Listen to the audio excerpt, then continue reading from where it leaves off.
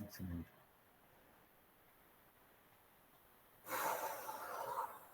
Doctor, ahí sí puede apreciar las diapositivas, ¿no? Sí, sí, sí, Ya, creo que sí. ya, entonces empiezo. Vamos. Buenas tardes, doctor. Buenas tardes, compañeros. Hoy, junto con mi compañera Zafiro, vamos a explicarles lo que es diverticulosis. El día de hoy nos vamos a centrar solo en el tema en cuestión, porque en la exposición anterior nuestros compañeros ya tocaron diverticulosis relacionadas a hemorragias digestivas bajas y a Exacto. úlceras. Ujú. Acá les vamos a presentar un índice de los puntos que vamos a tocar en la exposición, empezando desde definición y vamos a terminar con un caso clínico para poner en práctica todo lo que les vamos a mencionar en la exposición. Ahora, vamos a primero definir lo que es diverticulitis. Como su propio nombre lo dice, es la inflamación de un divertículo. Pero entonces, ¿qué es un divertículo? Dirán. Un divertículo es la protrusión de la mucosa y la submucosa de lo que es la pared colónica. Esta se va a dar por el aumento de lo que es la presión interna del colon. Y con el paso de los años y con el aumento de esta presión interna, algunos puntos de sus paredes, de las paredes más débiles, claro, y paredes que tengan menor resistencia, van a llegar a herniarse y van a prolaxar.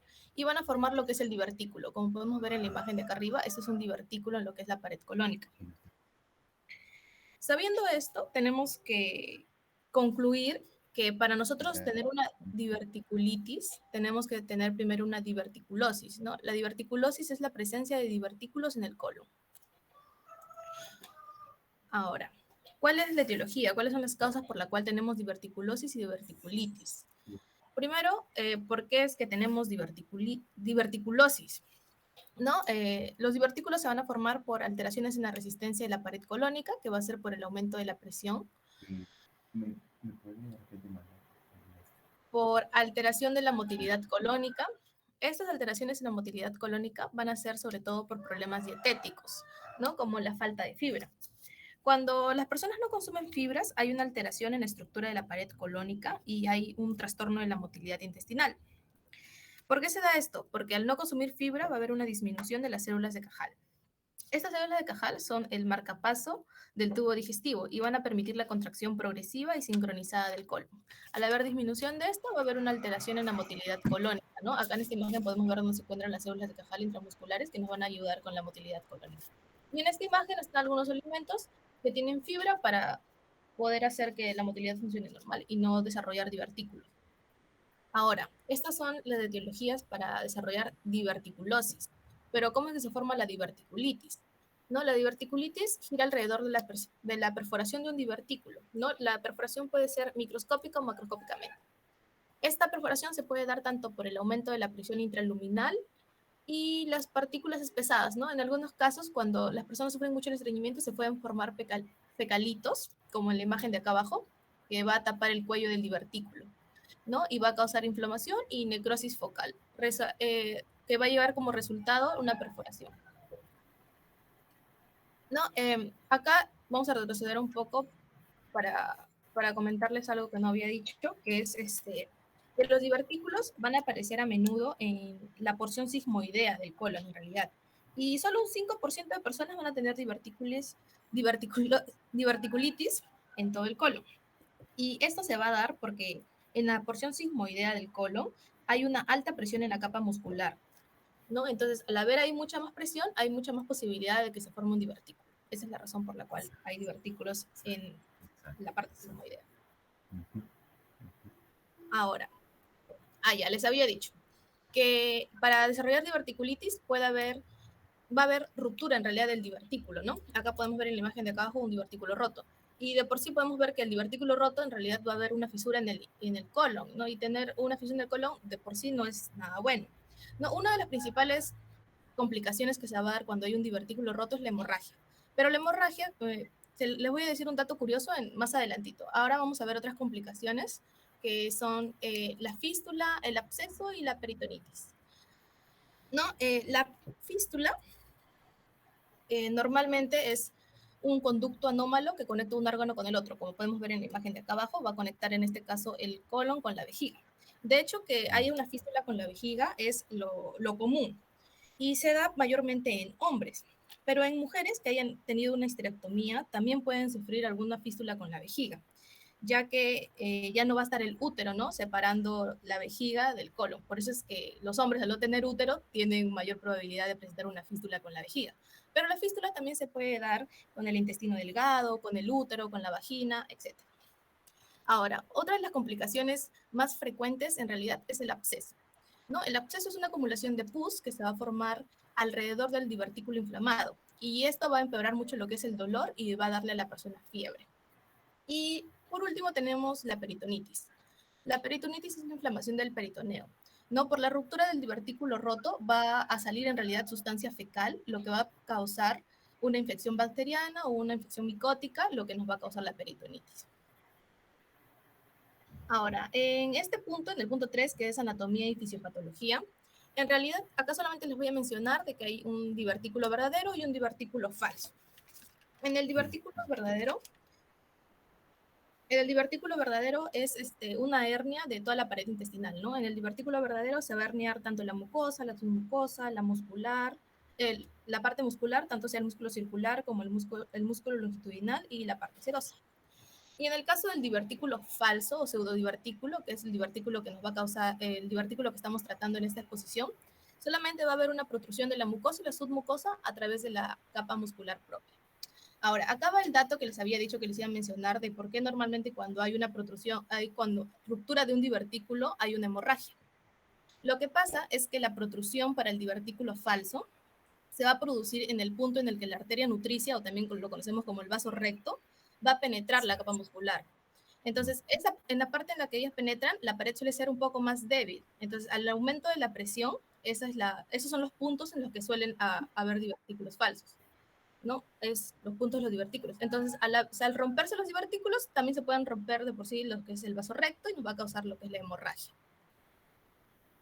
También tener en cuenta que la obstrucción, como yo les había dicho, por el fecalito, la obstrucción del cuello del divertículo va a causar un sobrecrecimiento bacteriano y una isquemia tisular. Y que los anaerobios, o sea, los organismos anaeróbicos frecuentemente aislados dentro de un divertículo son los bacteroides, los Streptococcus, los Tridium y Fusobacterium. Ahora, el cuadro clínico. No, antes de hablarles sobre los síntomas que van a tener las personas con diverticulitis, quería decirles cómo es que normalmente se presenta en realidad la enfermedad diverticular. La enfermedad diverticular es tanto diverticulosis como diverticulitis, ¿no? La diverticulosis suele ser asintomática en un 75% y sintomática en un 25%. De ese 100% de personas que presentan síntomas en la diverticulosis, un 25% van a tener hemorragia, ¿no? Ya les estoy comentando que es por la arteria, por el vaso recto en realidad.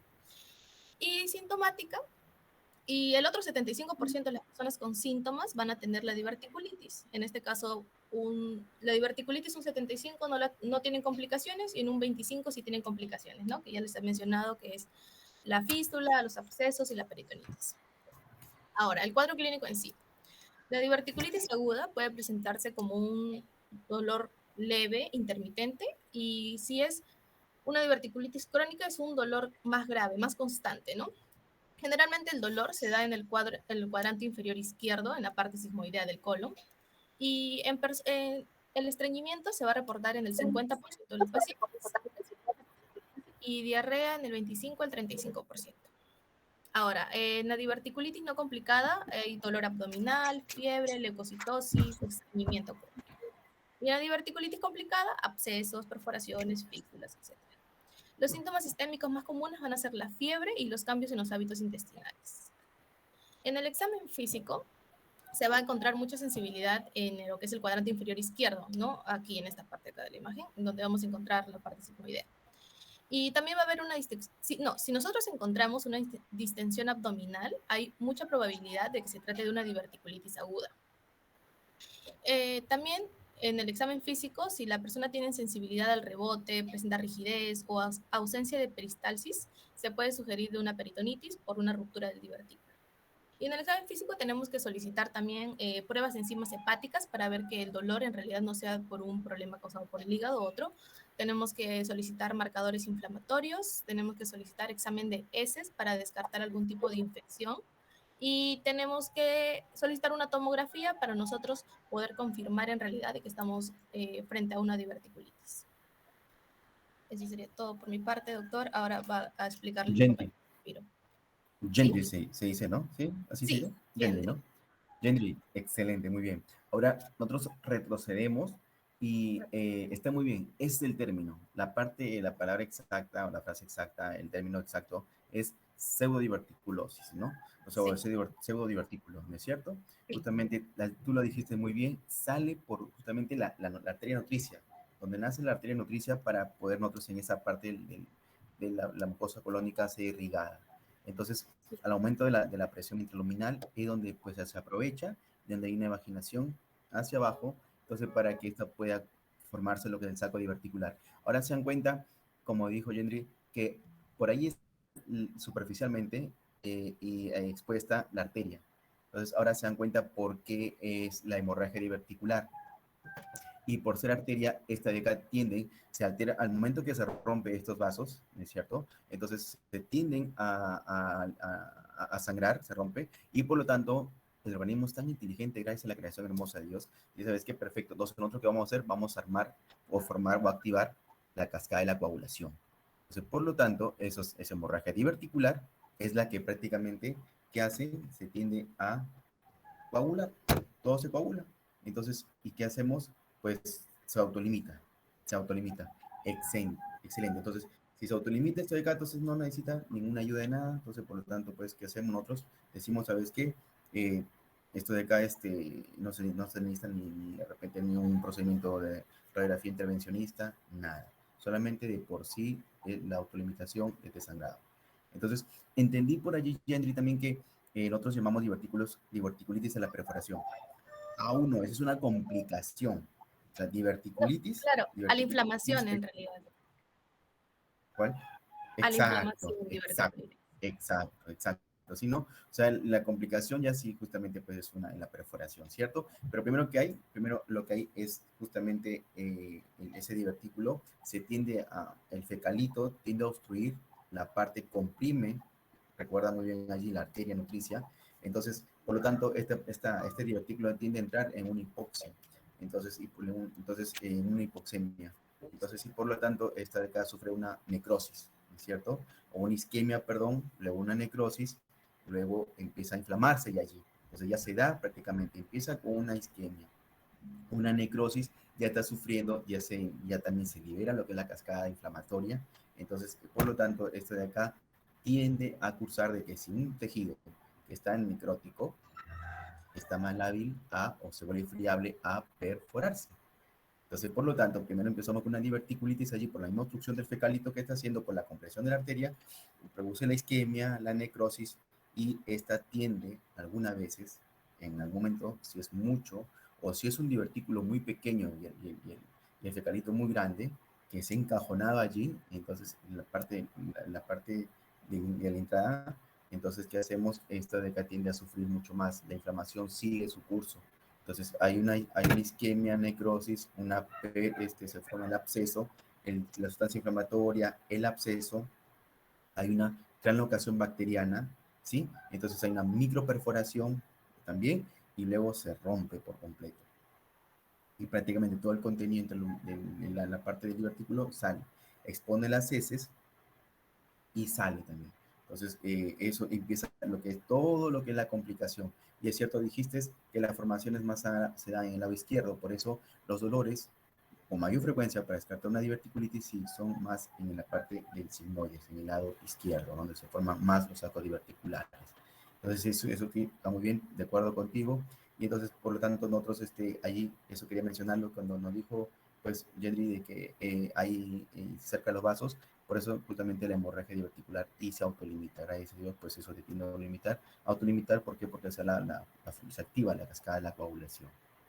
Bien, Yendri. Entonces, seguimos con Zafiro. A ver, Zafiro. espera un ratito Vamos, Zafiro. para apagarme algo.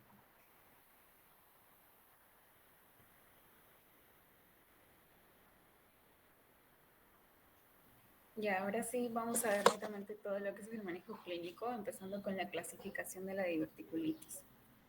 Excelente.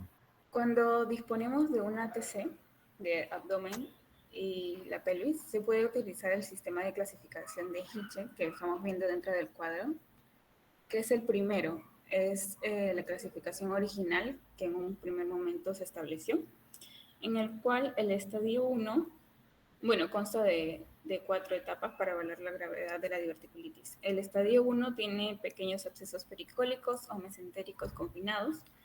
El estadio 2 tiene abscesos más grandes, limitados a la pelvis. El estadio 3 o diverticulitis perforada, que está presente cuando un absceso peridiverticular se rompe y causa peritonitis purulenta. Y en el estadio 4 finalmente representa la ruptura de un divertículo no inflamado y sin obstrucciones dentro en la cavidad peritoneal libre con contaminación fecal, y conlleva ya pues a un mayor riesgo de un resultado desfavorable para el paciente, ¿no? Más, sin embargo, este sistema de clasificación no toma en cuenta los efectos de las condiciones coexistentes sobre la gravedad o el resultado de la enfermedad del paciente, ¿no? Porque el riesgo de muerte es menor al 5% en el estadio 1 y 2 y el 13% para aquellos en el estadio 3, siendo ya de 43% para aquellos que ya continúen para el estadio 4. Posteriormente, viéndose esta complicación, se modificó esta escala y para más o menos en el año 1999, Westbury postuló otra nueva clasificación, modificando exclusivamente el primer estadio, dividiéndolo y agregando uno más, que es el estadio 0, ¿no? Modificó la clasificación original, entonces de este modo amplió la clasificación al no solo abordar la enfermedad perforada, sino también incluir una enfermedad clínica leve, que es la etapa 0, que se muestra en la segunda columna. Además, se marcó una diferencia entre la inflamación pericólica confinada y el flemón, que vendría a estar dentro del estadio 1A, y un absceso pericólico confinado, que vendría a estar dentro del estadio 1B. Más adelante ya, con el amplio uso de las tomografías computarizadas que se inició, se vinieron dando modificaciones a esta clasificación original y también se crearon varias clasificaciones radiológicas. La primera vendría a darse por Kaiser, que es la tercera columna, en la cual han publicado, ya se ha publicado una guía objetiva para el reporte de la ATC basada en hallazgos exclusivamente que se encuentren en la tomografía computarizada, específicos por cada etapa, ¿no? En la etapa 0 vendría a ser los divertículos con o sin engrosamiento de la pared colónica. En la 1A vendría a ser en el engrosamiento de la pared colónica con alteraciones del tejido blando pericólico. En la 1B, las alteraciones presentadas en la 1A más accesos pericólicos o mesocólicos. En la 2, en el estadio 2 sería los cambios en la 1A más abscesos distantes, generalmente profundos en la pelvis o en las interasas. En el 3, gas libre asociado con ascitis localizada o generalizada y posible engrosamiento de la pared peritoneal. Y en el último ya vendría a ser el cuarto, que es los mismos hallazgos que en el estadio 3, solo que más complicados. Ahora, una clasificación mucho más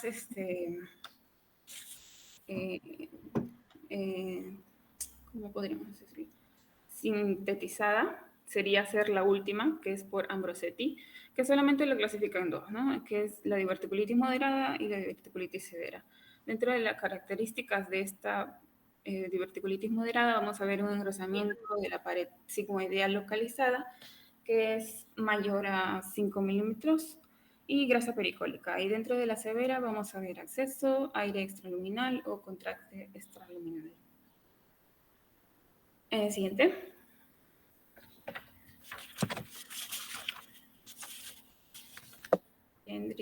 Siguiente diapositiva. Ya. Este de acá vendría a ser una ATC. Vamos a ver que se aprecia la cavidad de un absceso con la letra A en la fosa ilíaca izquierda. La flecha blanca discontinua va a señalar la infiltración del tejido adiposo, así como pequeñas burbujas de gas que no están dentro del intestino.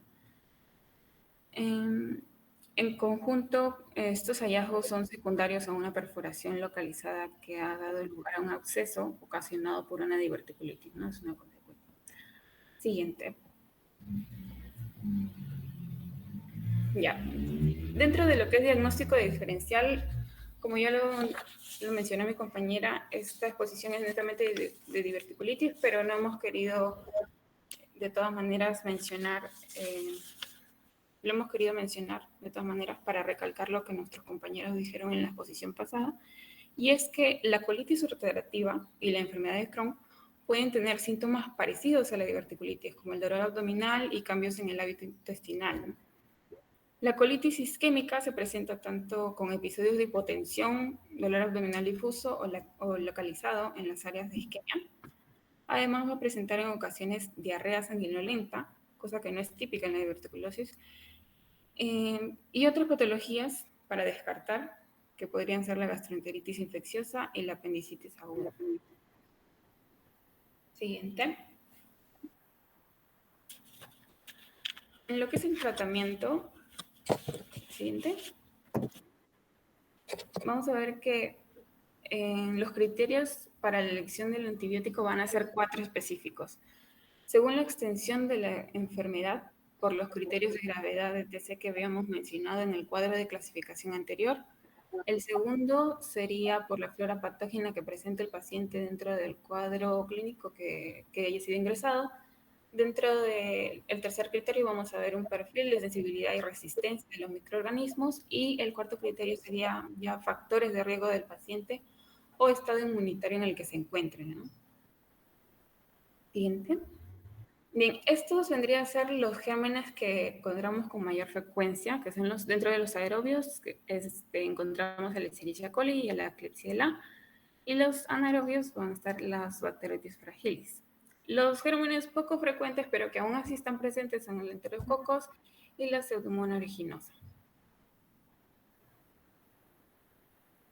Ya, los factores de riesgo del enfermo mayormente cuando están,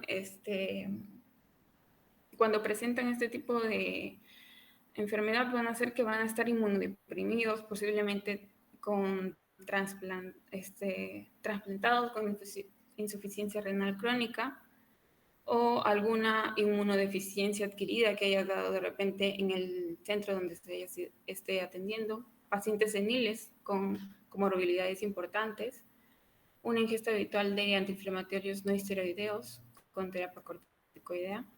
Y según esto vamos a ver que se va a dar respuesta al tratamiento médico menos efectiva.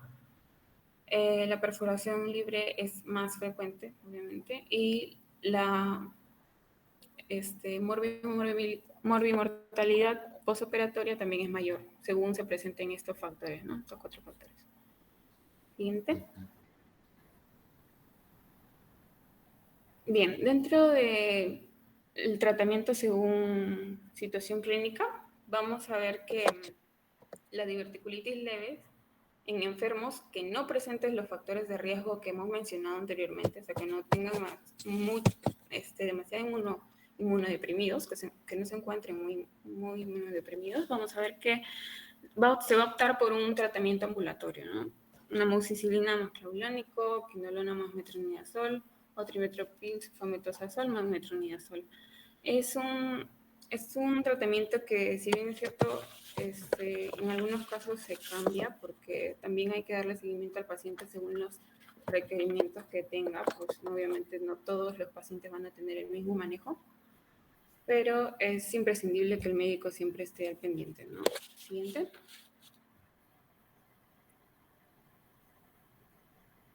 Ya, ahora cuando presentamos una diverticulitis leve en enfermo con factores ya de riesgo, vamos a ver que va a ser necesario el tratamiento hospitalario.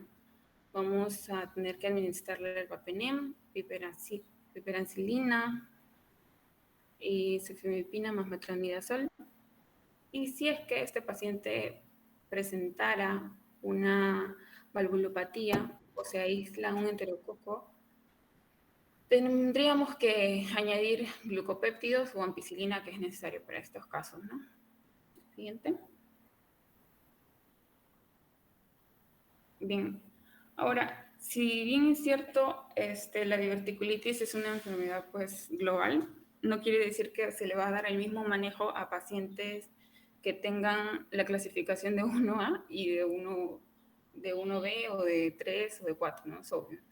Va a haber un manejo diferente por cada tipo de paciente. Dentro del manejo, según la clasificación de Hitchen, la modificada, la segunda columna del cuadro anterior, que sería del estadio 0 al 1A, vendría a darse la diverticulitis, pues es leve cuando el paciente tolera aún la dieta y no tiene síntomas sistémicos ni signos peritoneales.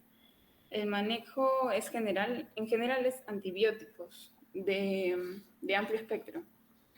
Normalmente se suelen dar de 7 a 10 días y más dieta líquida, hasta que los síntomas pues se resuelvan o se avance a dieta sólida ya, ¿no? Para que continúe con normalidad. Si es el primer episodio de esta enfermedad, entonces le solicitaremos un estudio confirmatorio electivo con enema de vario o colonoscopía cuando la inflamación haya disminuido ya, para no hacerla invasiva. Si los síntomas progresan, puede ser necesaria la administración hospitalaria en caso sea necesaria y repetir la TC si es que fuera necesario. Siguiente. Bien, vamos a seguir con el manejo del estadio 1B. Aquí podemos definir la inflamación severa del estadio 1 cuando el paciente tiene intolerancia a la dieta. O sea, cuando ya no tolera la dieta, cuando tiene náuseas, cuando tiene vómitos, fiebre, escalofríos y un signo peritoneal es cuando ya está entrando a un cuadro de estadio 1B. En la TC vamos a observar que va a tener flemón pericólico o absceso, su manejo es hospitalario ya, y en general van a requerir antibióticos de amplio espectro administrados de manera parenteral, reposo intestinal y fluidos intravenosos constantes, ¿no? Es importante distinguir el tamaño del acceso también, ya que esto va a diferenciar su manejo. Los accesos pericólicos pequeños, que sean menores de 2 centímetros, pueden resolver con antibióticos intravenosos, y los abscesos confinados mayores probablemente van a requerir drenaje percutáneo guiados por tomografía, ¿no? Tomografía computarizada. Si un absceso más pequeño es tratado inicialmente solo con antibióticos, pero los síntomas no mejoran, hay que considerar el drenaje percutáneo.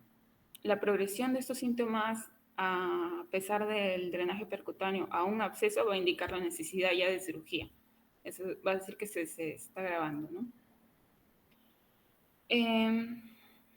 Los pacientes normalmente que se recuperan de un episodio inicial de diverticulitis complicada pueden ser considerados para una colectomía segmentaria electiva después de la resolución de la inflamación aguda, cuando ya ha pasado el cuadro. Dentro del manejo en el estadio 3 y 4 vamos a ver que ya son pacientes con fallo del manejo conservador, o sea que ya no obviamente ya no se han podido controlar con lo anterior, o que tengan peritonitis purulenta o fecal. Estos ya van a requerir de cirugía, normalmente pues con el procedimiento de Hartmann de elección que ya está establecido, ¿no? El objetivo es resecar esta perforación y crear un estroma. A pesar de las complicaciones que este procedimiento ha conllevado, sigue siendo el procedimiento de elección en pacientes inestables porque es la única solución que se le ha podido dar hasta el momento, ¿no? Dentro de la resección laparoscópica, en un contexto electivo, si es que se diera, durante la curva que se ha dado de aprendizajes, de todo el tiempo que se ha dado los aprendizajes operatorios más prolongados, se asocia con menor pérdida sanguínea y con estancia hospitalaria al compararse con resecciones abiertas. Pero la diverticulitis perforada podría no considerarse una indicación obligatoria para la restricción efectiva del colon. Las indicaciones clásicas de cirugía electiva que son necesarias son 2 o más episodios de diverticulitis documentada, un episodio único de diverticulitis complicada en estadio 2B o 2, un episodio documentado en un paciente inmunocomprometido, un episodio documentado en un paciente entre 40 y 50 años de edad y una incapacidad para excluir el cáncer como la causa de sintomatología. También eso hay que tenerlo muy presente. Ahora, en la siguiente vamos a ver un video que va a ser el manejo que se le da ya de manera quirúrgica a un paciente por el procedimiento de Hartmann. Ese video tiene audio, así que si es que gustan escucharlo. Yendri, dale la siguiente. Avisen si pueden escucharlo.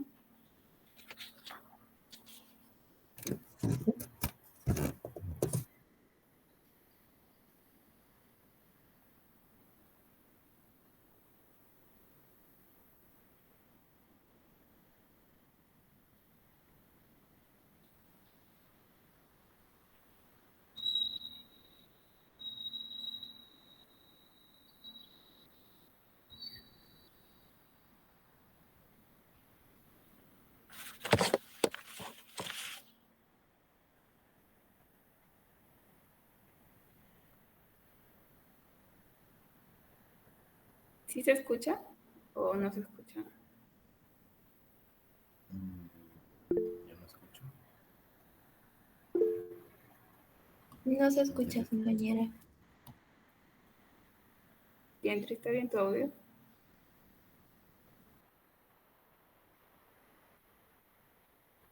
¿No escuchan? No. ¿No escuchan? Sí. No oyen. Yo sí escucho, y a ver, otra vez. A ver. Ok. A ver. Ahí, Suele pasar. me avisan, por favor. Chicos, ¿ustedes escuchan? Porque yo no escucho. No, aún no empieza. El cirujano llevará a cabo una Vale. resección del colon, ¿Sí? que es la extracción de parte de su intestino Sí, ya está. Ya.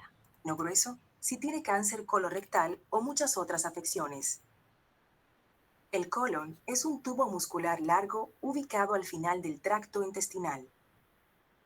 Después de que el estómago y el intestino delgado digieren los alimentos, el material restante pasa a través del colon, donde se absorbe el agua y los electrolitos. Las heces residuales pasan a las últimas 6 pulgadas del colon, lo que se conoce como el recto, donde se almacenan hasta que se evacúa. La mayoría de las afecciones que se tratan con resección del colon se dan en la capa de células que cubren la superficie interna del colon, conocida como el revestimiento mucoso. La resección del colon normalmente se realiza para tratar el cáncer colorectal, uno de los tipos de cáncer más comunes. También se utiliza para tratar otras afecciones como la obstrucción intestinal, colitis ulcerativa y enfermedad de Crohn, traumatismo en el intestino, pólipos de colon especialmente cuando son muchos y grandes, complicaciones de diverticulitis e intestino isquémico. Antes de la cirugía, se le aplicará anestesia general para que duerma durante toda la operación. Se insertará un tubo respiratorio por la boca y en la tráquea para ayudarlo a respirar. El cirujano comenzará haciendo una incisión en su abdomen sobre la parte del colon que debe extraerse. El cirujano sujetará su colon con pinzas en 2 lugares, a cada lado de la sección que se extraerá. Luego, cortará el colon donde se encuentra cada pinza y extraerá la porción enferma del medio, junto con un margen de colon saludable y tejido circundante. Finalmente, el cirujano coserá los extremos sueltos del colon para unirlos. Después de terminado el procedimiento, el cirujano insertará 1 o 2 drenajes para eliminar el líquido que puede acumularse alrededor del lugar de la cirugía. Cerrará la herida con suturas o grapas y la cubrirá con vendas. Después de su procedimiento, se le llevará al área de recuperación para observarlo de cerca y se le administrarán antibióticos y medicamentos para aliviar el dolor según sea necesario. Recibirá líquidos y nutrientes mediante una vía intravenosa. Luego pasará gradualmente de recibir una dieta líquida a una sólida con el transcurso de los días. Se le animará a levantarse de la cama y moverse lo antes posible.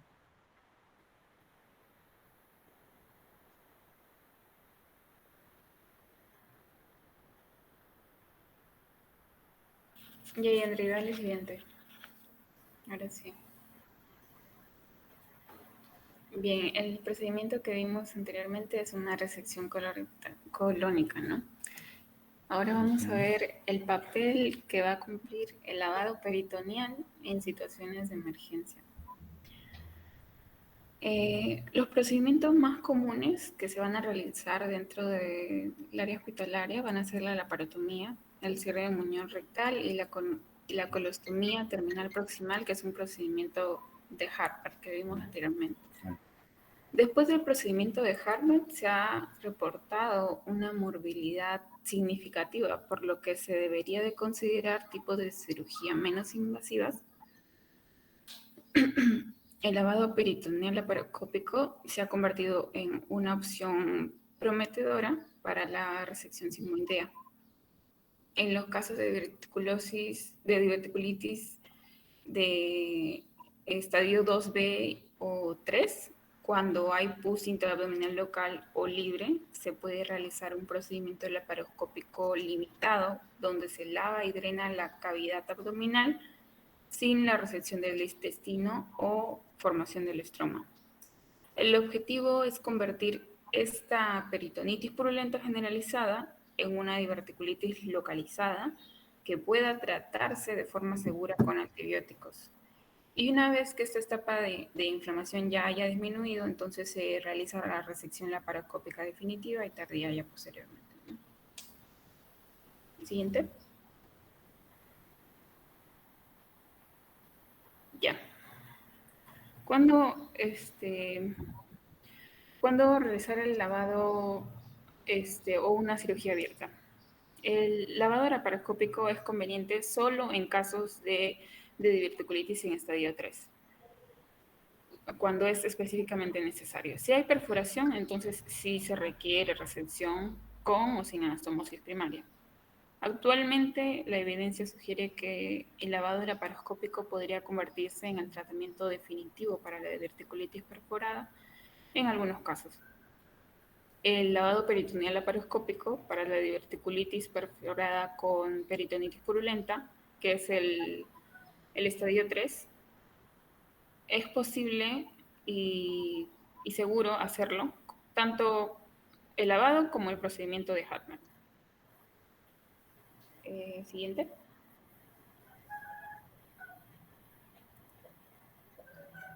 Ahora ya estamos terminando la exposición, nada más para recargar algunas conclusiones, que vendría a ser como la diverticulitis aguda es una condición médica grave, frecuente, que puede afectar a cada paciente de una manera distinta, por eso el tratamiento es tan específico, el manejo es tan específico en cada paciente, en cada tipo, en cada estadio. Todavía se necesita, con esta exposición nos hemos dado cuenta que todavía se necesita más estudios para identificar mejor a los pacientes que se encuentran en mayor riesgo de sufrir complicaciones a mediano o a largo plazo. Se debe considerar la diverticulitis como un diagnóstico diferencial para poder abordar a los pacientes con la mejor opción terapéutica y evitar sus complicaciones. En la actualidad se recomienda un manejo individualizado que considere toda la historia clínica completa del paciente y su respuesta al primer episodio agudo que se vino dando, ¿no? Los antibióticos, el reposo intestinal, el rebaje y el drenaje percutáneo de los abscesos por divertículos pueden convertir las emergencias quirúrgicas en cirugías selectivas. Por eso es importante darle un buen manejo desde el comienzo. Siguiente.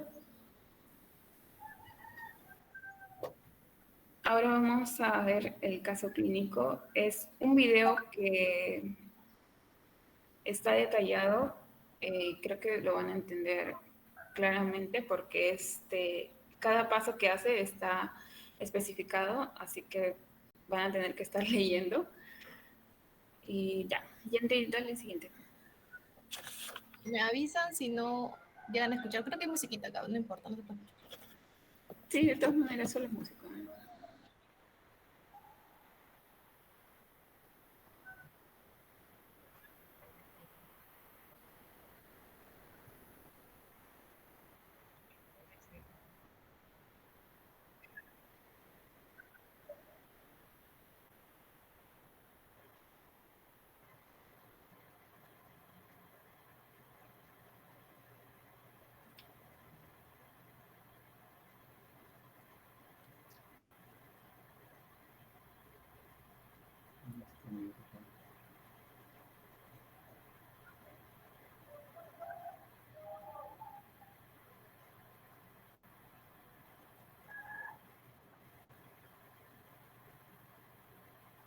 Distinguido total, claro.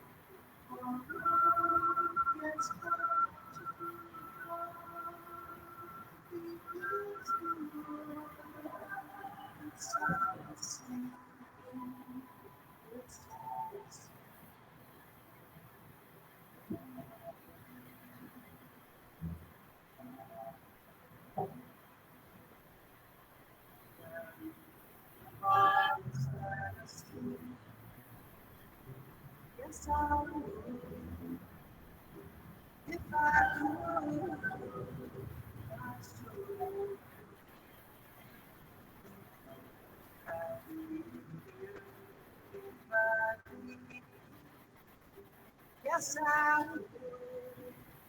If I only could. That's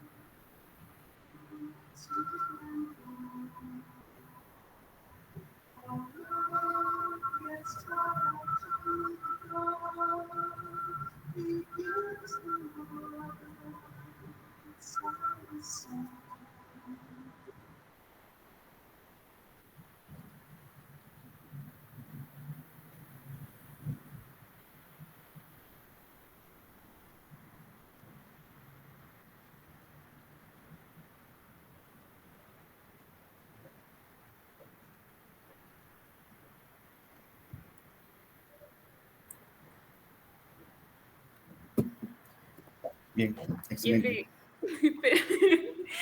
Queríamos, queríamos terminar con esta frase que dice: solamente aquellos que consideren la cura o la calidad de vida como objetivo final de sus esfuerzos pueden, por tanto, ser designados como médicos.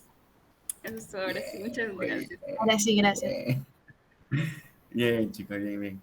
A ver, Gentry Zafiro, muy bien, qué chévere, qué dinámico, muy didáctico su presentación, excelente. Bueno, pero esa operación es por una obstrucción, ¿cierto? No es por una diverticulitis perforada, ¿cierto? Por una Sí, obstrucción. solamente lo ¿cierto? pusimos para que vean específicamente cómo se hacía el Harman, procedimiento sobre de todo. Harman. Sí. Uh-huh. Claro, en la cirugía de Harman, ¿no es cierto? Que Uh-huh. también así Sí. igualmente se hace pues en lo que es la parte de la diverticulitis complicada, pues, ¿no? Así en el Harman, y también una obstrucción también hace lo mismo. Está muy bien, está excelente.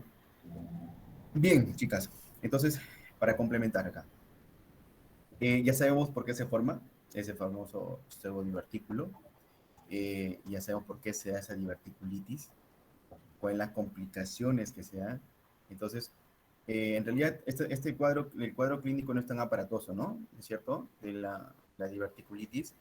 Y es un dolor más asociado y una patología más asociada a adultos mayores, ¿cierto? Muy bien. Adultos mayores que está asociada. Y en la emergencia nos viene siempre con un dolor, sobre todo en flanco o fosa ilíaca izquierda. Y el dolor no es tan grotesco, no es tan intenso, ¿sí? Pero es continuo y puede durar hasta días y días y días. Y gracias a Dios, su sistema inmune, puede ser una paciente de 60, 70, 80 años, entonces puede incluso no ser tan aparatoso esto de acá, puede controlarse. Su sistema inmune, por más que esa edad que sea, puede controlarlo, puede controlar esa inflamación.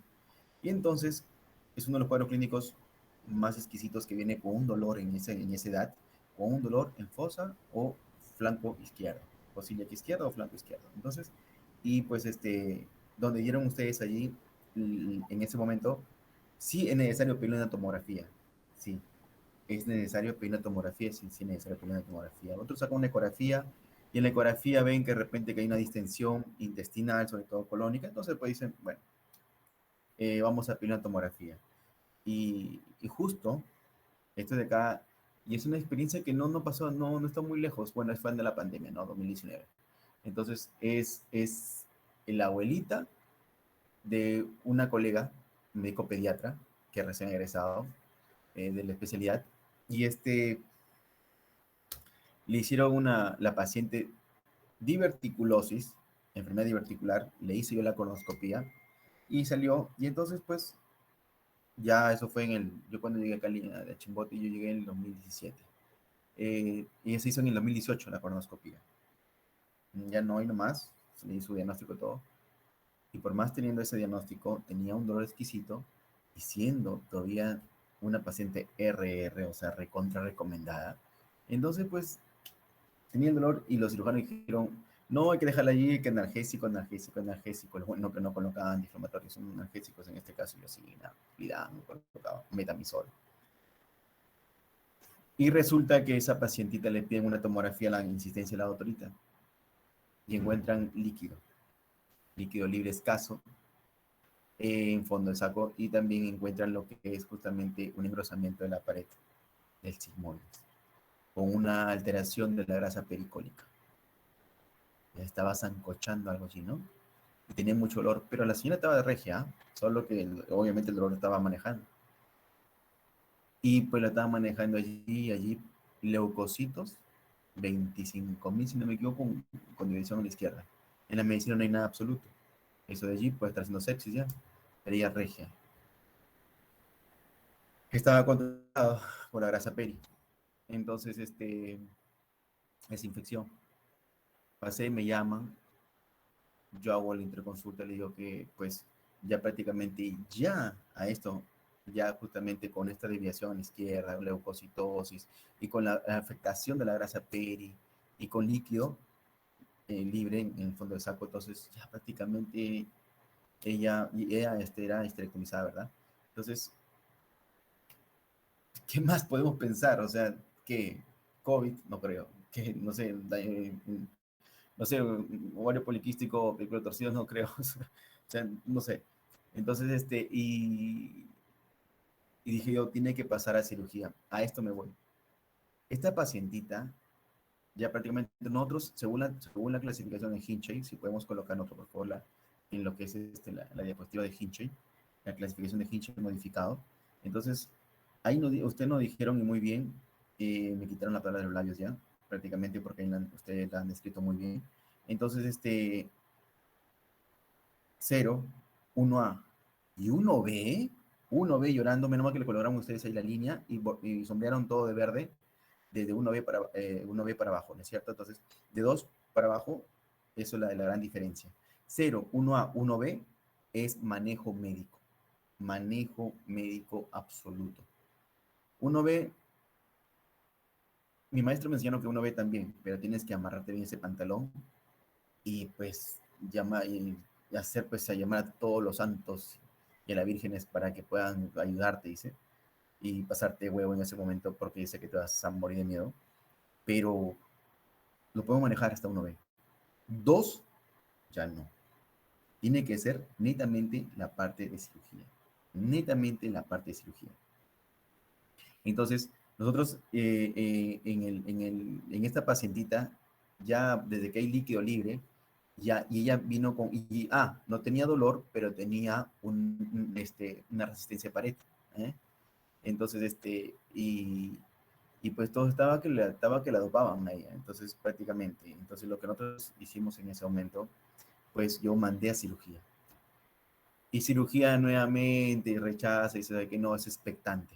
¿sí? Puede ser que sea expectante, me estoy equivocando, la medicina no hay nada absoluto. Puede que sea lo que usted dice con la ayuda de antibióticos, pues le puede ayudar bastante. Muy bien, perfecto. Y por ahí voy a marcar y le veo al doctor Chan, que le habían llamado también al doctor Chan para ver qué opina. Bueno, será porque tiene el maestro, más experiencia, yo comprendo eso, no me siento mal. Entonces llaman y pues dicen, sí, pues lo mismo. Dicen, sí, ya hemos pasado cirugía ya. Y dejaron allí en medicina todavía. Y me entero al día siguiente vengo a trabajar y me entero que en la noche de emergencia lo operaron porque se había puesto mal ya. Había estado haciendo sepsis. Entonces ese paciente entró. Entonces, a veces es de acuerdo a la prudencia, al prácticamente tu criterio clínico y experiencia. Sobre todo que no tienes que ser un capo de tu especialidad. Es ser prudente y manejar según las guías, tienes que decir siempre. Como yo siempre menciono, me escuchan decir, según las guías, hasta mi paciente les digo. Según los protocolos que manejamos. Yo a veces los rompo esos protocolos, pero con mucha prudencia. Y manejamos antibióticos. ¿Saben lo que pasa? Que a veces la pacientita tomaba antibióticos. ¿Y qué antibióticos? Yo sé que de repente su mami, sus abuelitos, famoso Bactrim. Tienes diarrea y Bactrim. Y si no, Cipro. Te vas a la farmacia Cipro. Algunos pacientes hacen resistencia. Por eso vemos quinolonas más metronidazol. Es el tratamiento ideal estándar que manejamos. Yo he manejado varias diverticulitis, 1A máximo en consultorio, en consulta, 7 a 10 días. Rezando todo. ¿Por qué? Porque justamente esto de acá te tiene que ver, sobre todo, la parte inmunológica de tu paciente. Tiene que estar muy bien. Cipro, metro. Y salían, gracias a Dios, no se me complicó ninguna. Entonces, pero si se me complicaban, sí, ya no la contaba, chicos, porque prácticamente es correr con todo, llevar tú mismo a tu paciente, no al sorteo, sino llevarla directamente al cirujano, presentar el caso y tú quedas mal, pero bueno, ¿qué vas a hacer? De eso aprende. Entonces, y yo daba tratamiento y salían. Dolor exquisito, no tenían antecedente de colonoscopia hecha, pero ya pues ahí el olfato un poco y la poca experiencia que tengo, nosotros decíamos, ¿qué otra cosa más puede ser? Adulto mayor, 75 años, 65 años, 80 años, 85. Ya pues, está dicho. Antibióticos y mejoraban, gracias a Dios. Y darle y aumentar el peristaltismo. Y botar y limpiarlo. Como decir, lavar el colon. Entonces no vamos a esto. Pacientes y toman ciprofloxacino y Bactrim. Vamos a dar eso. Cuando se complica, ya no va a agarrar nada. La famosa resistencia bacteriana. Entonces, por esto aquellos pacientes, entonces en piso cuando lo hospitalizamos, porque ya se va aumentando los leucocitos, porque el sistema de defensa ya empieza a alojarse, ya se empieza a dar toda la cascada de la reacción inflamatoria. Entonces, pues prácticamente estos pacientes ya no se maneja tanto con quinolonas metro o ciprometro. Ya en ellos usamos el pipetazo o el meropenem o el ertapenem. Sí, se usa con ella prácticamente. Se van a los antibióticos más fuertes, de amplio espectro, para matarlo prácticamente y mejorar que no haga sepsis. O esta paciente se puede, incluso ustedes mencionaron ahí, hay comorbilidades que en estas pacientes pueden haber. Un paciente que tiene cáncer de repente en otro lugar, paciente con cirrosis, paciente con ERC. Entonces, pueden tener paciente con hepatitis B y C, o sea, pueden tener esta enfermedad o un paciente con un código blanco o un B24. Entonces, puede ser, y estos pacientes pues están frágiles, están inmunodeprimidos. Entonces, no hay una buena inmunocompetencia. Entonces, tienden a caer, y si son usados con enfermedades autoinmunes, con corticoides, peor la cachanga con eso. Entonces, ¿qué hacemos? Usamos directamente tratamiento antibiótico. Pero nosotros manejamos paciente con el hinche 1, 1A, 1B máximo. Pero si esto se va complicando ya prácticamente es que tú tienes que derivar a los médicos para que puedan hacer el drenaje. No he visto drenajes en cirugía, yo creo que ahí nada más rápidamente hacen la laparotomía. No he visto que hagan drenaje. Hay que tener bastante, bueno, aparte que tiene que ser con una guía tomográfica. No he visto. Más manejan rápidamente la cirugía inmediata. Bueno, aparte que creo que está bien para el paciente, porque es el drenaje, nada nos dice, ¿sabes qué? No te preocupes, sacas me drenas todo ese absceso y se acabó, listo, y sigue con antibiótico, no hay mucha experiencia en ello. Pero sí entra la cirugía, pues de una vez para lavar todo ello, ¿no? Y evitar que no hagamos las colectomías. Entonces, pues, y pues mejorar todo el hacer, incluso el lavado peritoneal y se hace. Entonces, eso se ha visto y esa es la experiencia que tiene. Y lo que es, hasta mi especialidad, hace a lo que es 1A. 1B manejamos nosotros. Y manejamos con antibióticos 1A endovenoso y 1B, perdón, 1A bioral y 1B endovenoso. Nosotros definimos eso rápidamente y se hace la tomografía y listo. Y todo feliz y contento, por eso evitar estar tomando cipro, diarreas o Bactrim. Recordar que ya no hay muchas infecciones bacterianas o diarreas bacterianas. Ya no hay. Pero mi papá o mi mamá o tal hecho diarrea no es bacteriana. Recuerden, denle probióticos y excelente. Estamos con alcohol hasta por los cabellos. Todo está esterilizándose. Todo. Estos 2 años de pandemia nos ha enseñado mucho a usar el alcohol para hacer una asepsia y antisepsia total. Desinfectar total. Entonces, no hay diarrea bacterianas ya. Entonces, y peor con lo que es nosotros este, ¿cómo se llama este medicamento que todos hemos consumido para el COVID? ¿La ivermectina, doctor? Que es un antiparasitario, muy bien, Yair, antiparasitario muy fuerte. Ha habido una desparasitación mundial y nosotros los gastros estamos contentos y felices porque todos han tomado, todos. Y es un antiparasitario potente, es veterinario para mejorar la carne vacuna. Y eso por eso los argentinos más usan eso. Por eso su carne es hermosa, la cuida muy bien. Los ganados vacunos tienen que ser así. Tienen que justamente manejar con eso en caso de parasitosis. Entonces, y hemos parasitado totalmente. Por eso digo, nosotros tranquilos y felices, ya no habrá mucha anemia por parásitos, porque todos han consumido ivermectina. Todos pensaban que era lo mejor. Entonces, sí, pues, y todos estamos contentos por eso. Entonces, no hay. O sea, una diarrea hay, tanto es por una translocación bacteriana, ¿sí? Y de repente también puede ser por, quizás viral, sí, también muy poco, depende de las estaciones, el tiempo. Entonces, pero ya no hay bacteria. Entonces, pero si están tomando sí, porque sí, indiscriminadamente y bacteria. Y por eso cuando a veces llegan, incluso también cuando llegan para el tratamiento para el Helicobacter, también están resistentes, frejoleados. Ya no les da. Tenemos que cambiar al tratamiento de rescate, ya no el convencional actualizado. Entonces, por eso siempre hay que tener cuidado con ello. Y este es el cuadro de diverticulitis. Muy bien, chicas. Excelente, me parece muy bien. Y son las complicaciones que nosotros, bueno, que hemos visto que tenemos ahí y a eso no queremos llegar. Siempre manejar inmediatamente, darle antibióticos, sacar tomografía y ver si es clínico, médico o si es rápidamente quirúrgico. Y punto. Nada más, no es que vamos a esperar un día, 2 días, no. Entonces, definir rápidamente. Si es médico, dale antibiótico. Y como dice, pues, creo que dijo Zafiro, es seguir el paciente, hacer seguimiento del paciente, tanto ambulatorio como hospitalizado.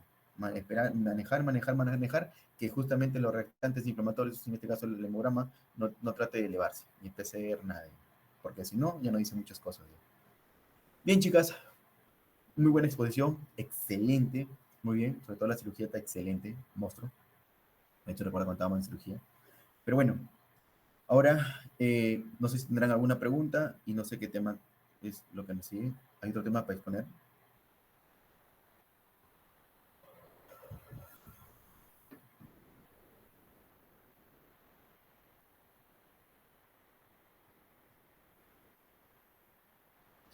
¿Ya dejo de compartir, doctor?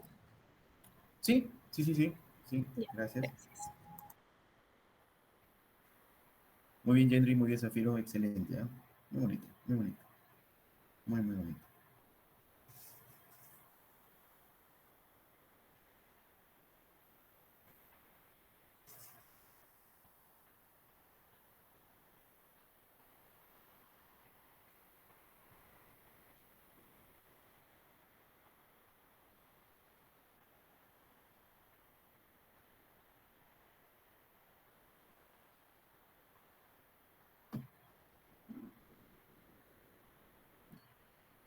¿Qué exposición seguimos?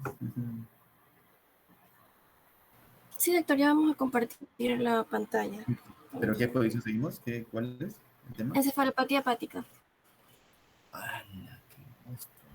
¿Quieres ponerlo ahorita, si no? Bueno, si quiere hoy, si no, después como prefiera. Ahí está la diapositiva. Sí, muy bien, yo preguntaba nada más, al toque dicen quieren suspenderlo. No, Richard, está preguntando, creo, Richard. Sí, tiene una Ya. pregunta. Sí. Ya.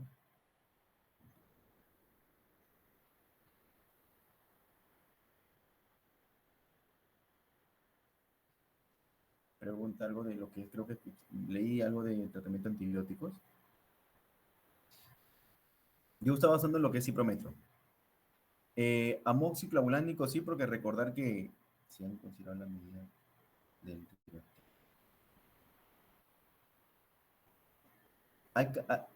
acá es, creo que le pregunto a ustedes si han considerado la medida del divertículo. Leí que menos de 4 centímetros, creo que era. No entendí. Chicos, ¿usted también está leyendo las preguntas de Richard? Gendry, Zafiro, ¿están leyendo la pregunta de Richard? Porque Sí, doctor, estamos leyendo. Pero está preguntando algo del tamaño del divertículo, me imagino la parte de la boca, el orificio del saco diverticular. No entiendo muy bien su pregunta. Sí, tampoco 4 centímetros. En todo caso, ¿Seguro? si podrías prender tu audio para que expliques por qué no entiendo tu pregunta. Pero, porque, ¿seguro, Richard, 4 centímetros? Porque 4 centímetros ya es.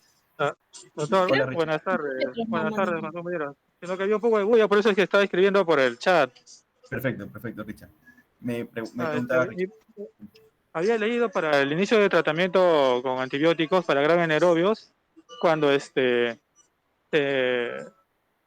hacía la medida del divertículo, cuando era menos de 3 o 4 centímetros se iniciaba el tratamiento, pero cuando ya pasaba más de 4 centímetros ya era ya tiene que ser un procedimiento quirúrgico. Por eso es que ¿Estás seguro que es 4 centímetros? ¿Ha leído, sí, 4 centímetros? es 3, milímetro, 3, creo, compañero. Porque Sí, sería 40 sí, es muy milímetros grande. demasiado. Debe ser. lo vi en Sí, un libro de cirugía sí, ¿no? ¿se ha visto? Eh, lo que pasa que 4 centímetros, créeme que yo ni en la endoscopías he hecho. Bueno, sí hay divertículos gigantes, ¿sí? Y para serte sincero, sí hay a ese tamaño. Pero lo que pasa es lo siguiente, mientras tú más tienes la parte del saco diverticular mucho más amplio, es difícil que se pueda inflamar, porque tiene que ser un tremendo fecalito para que pueda obstruir. Mientras más pequeño, es que ese fecalito no se pueda mover y recordar que el cuellito es más angosto y se nos queda el divertículo y la cachanga allí. Por eso dicen que cuando los americanos, hay una controversia con los europeos, dicen, cuando una vez que el paciente encuentran a los 60, 65 años que se saca una colonoscopía porque es muy caro hacérsela ya, entonces dicen, encuentran divertículo, entonces los americanos dicen, no coman nada de semillas, por favor, no coman nada de semilla, nada de fruta con semilla o con pepa. Los europeos dicen, están locos, si son 65 años de edad, que tiene ese divertículo, si le van a decir que no coma de toda su vida comido, entonces pues una gran controversia. Entonces dicen eso, ¿no? Porque esas pepitas son las que más obstruyen y mientras más pequeño o mediano es el divertículo, se obstruyen rápidamente, se cierran y siguen. En cambio, mientras más grande, esto tiende a movilizarse rápidamente. Tienden a movilizarse y a salir rápidamente, movilizarse lo que es el fecalito, porque recordar que hay un hiperistaltismo. Entonces, ya, pues si se infecta todo ese tremendo fecalito en ese orificio, claro, pues no sería prácticamente eh, algo muy grosero y mortal para esa paciente que se rompa, porque recordar, el saco diverticular, mientras más grande, la pared es más delgada. Entonces, esta es más lábil a que sufra una perforación, no una necrosis, porque como le digo, tiene que ser un fecalito grande.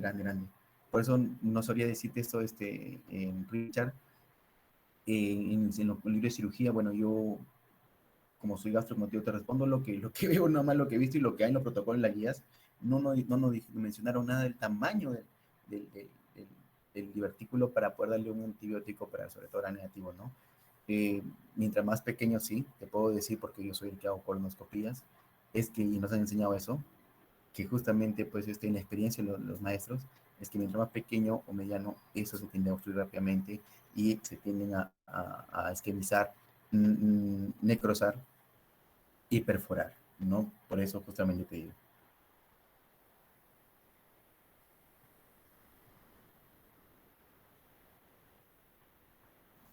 Sí, doctor, y más para agregar que yo también en la exposición mencioné que cuando los abscesos pericólicos son pequeños, mayormente menores de 2 centímetros, pueden resolverse hasta esa instancia con antibióticos intravenosos.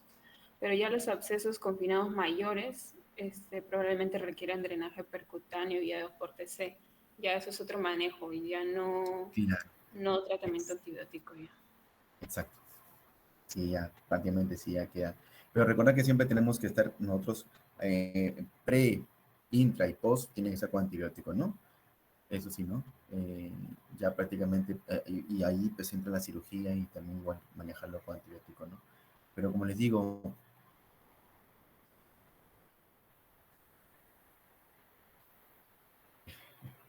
¿podemos seguir la otra exposición, por favor? Creo que hasta que exponen, hasta que piden la otra exposición. Por eso le pregunto, no, yo le preguntaba si quieren hacerlo ahorita o para más tarde, no sé, pero si quieren hacerlo ahorita, excelente. Vamos entonces con la otra exposición, creo. ¿O tienen más preguntas? No sé. Yo gustoso. Encefalopatías, ¿en serio? Ay, Dios, la cachanga.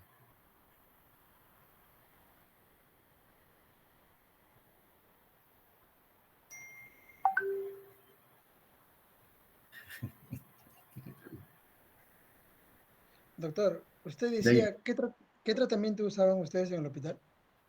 Habló sí sobre prometo ya, hormona. sí prometo. Ah, ya. Cuidándonos de lo que es la resistencia. Y la poca experiencia que tiene el doctor, ha visto que había resistencia. El 55-60% tiene resistencia. Imagínate, 55-60% de resistencia cuando le damos ciprometo. Pasamos a pipetazo, a meropenem, ertapenem, lo quedamos con banco. Eso lo quedamos chicos. Pipetazo ya lo último, por ejemplo, ¿no? Piperazina bastante. Pero siempre estamos con mero. Y si no hay mero, pues si me peleen con banco. Va muy bien allí. Y pipetazo sea solo, nada más. En el último extremo, linesolid. El linesolid ya es una bomba atómica, ya pues. Ya eso es lo peor. Es un antibiótico muy bueno, pues también.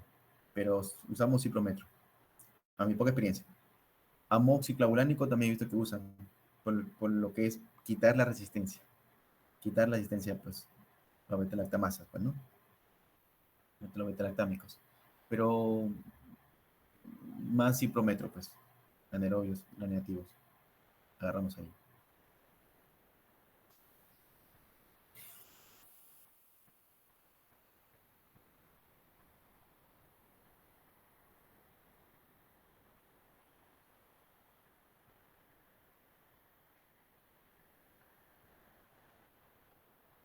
¿Qué hacemos, chicos?